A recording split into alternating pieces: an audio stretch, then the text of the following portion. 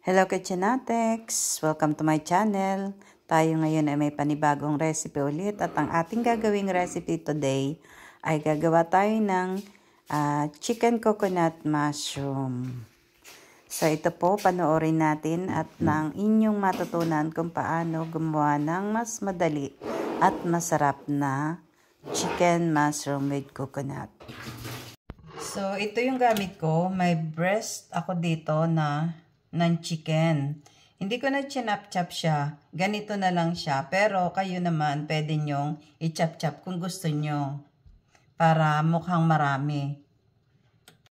Ang gamit kong mushroom ay ito. Nandito kami sa Sweden pagka August, mga ganyang panahon. Pwede kang manguha. Marami, may mga may mga lugar kung saan ka pwedeng manguha. Sikreto lang ito, yung iba hindi nagbibigay na kung saan lugar kasi sobrang mahal po yan dito. Kumbaga kung sa Pilipinas pa nagkakahalaga to ng mga 1,500 o 1,600 ang isang kilo.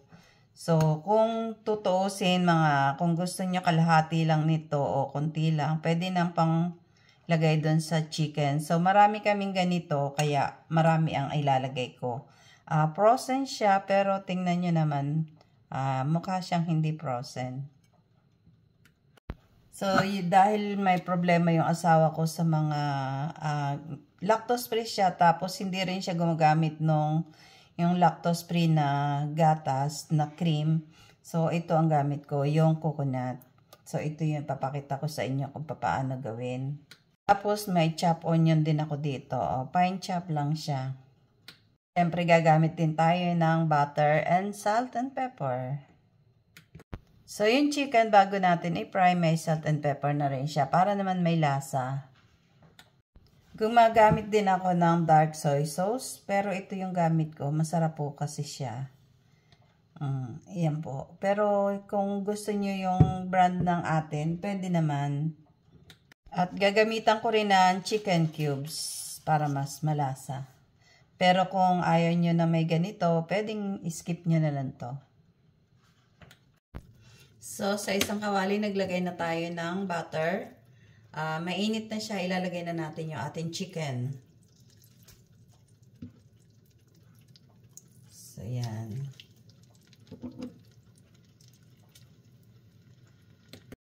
So, takpan natin yung ating chicken kasi hindi naman siya marami yung sauce para maluto yung ating chicken. Kaya pag tinakpan natin, so yung moisture niya yung magluluto dun sa chicken. So ngayon balik na rin na natin. So yan, maganda yung pagkakaprito natin.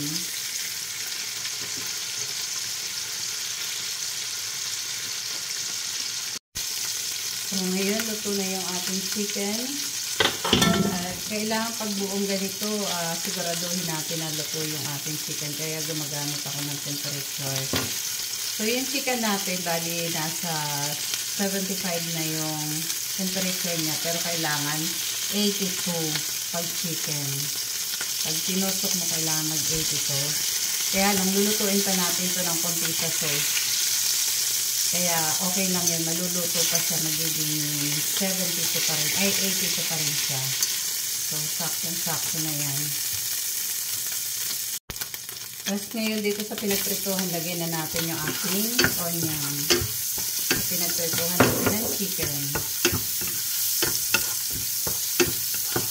So, caramelize natin siyang mabuti. So, isunod na rin natin yung ating mushroom. Oh, sarap niyan.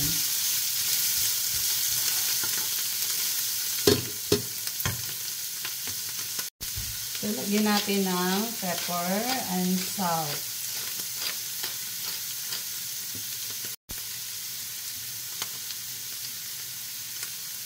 Huwag nating damihan ng salt kasi may toyo pa tayong ilalagay.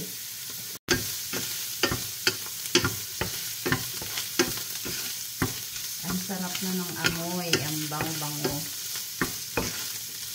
Masyadong marami yung mushroom ko ha. Ang tawag dito kantarel. Pero kung gusto niyo magtipid, konti lang na mushroom lagay nyo. Okay na yun. So, maglalagay na tayo ng gata. Pero hindi ko ilalahat, kunti lang yung ilalagay ko. Yung parang palasa lamang siya. Tapos, lalagyan ko na siya ng tubig. Kunting tubig lang yung ilalagay natin.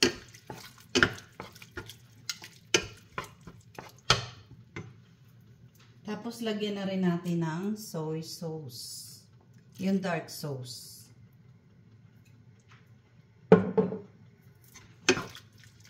Yan.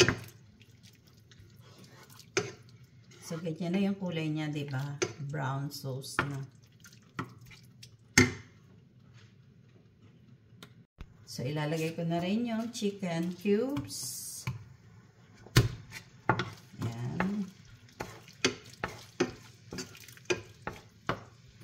Tapos may hinanda rin ako ditong slurry.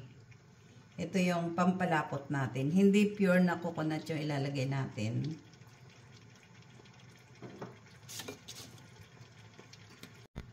So ngayon ilalagay ko na yung chicken. Pero yung slurry natin maya-maya pa. Pagka nakuha ko na yung luto ng chicken.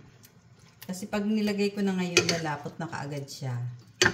So tatakpan ko ulit. Kasi malalaki nga yung chicken ko, kaya ganito yung ginagawa ko. Pero kung maliliit naman, pagkagisa mo niyan, luto na yan. So, tatakpan ko ulit.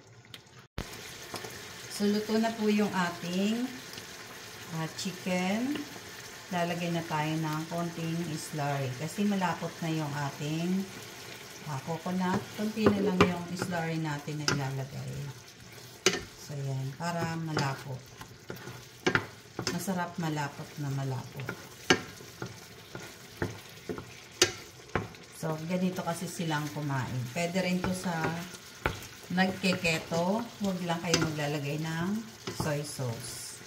Pwedeng white lang siya. Kasi, nagiging dark na rin siya dahil na yung pagkaka-brown ng chicken kumahalo na dun sa sauce. Pwede rin naman na ang gagawin nyo, ipiprito nyo siya ng konti yung chicken, lalagay nyo sa oven, tapos luluto lang kayo ng sauce, tapos saka nyo ilalagay dito kung buo yung chicken nyo. Yun yung madaling gawin. Kaya lang, mas gusto ko na dito ko lulutuin ng direkta sa yung chicken para mas lalong malasa. Pero dun sa oven, yung lasa naman niya, nandoon naman sa sauce. Ito manuot naman doon sa chicken, yung lasa niya. So, ayan, ano na siya, malapot na. Nalagay na natin yung slurry. Okay na siya. So, ito na po yung ating chicken mushroom with coconut sauce. Napakasarap po nito.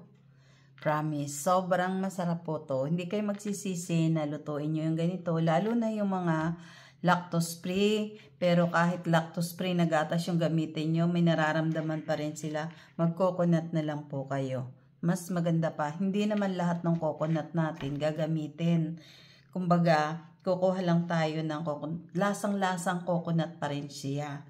Tapos nagawa tayo ng slurry para mas lalong lumapot siya. Ayan po, napakasarap po talaga niyan. Promise.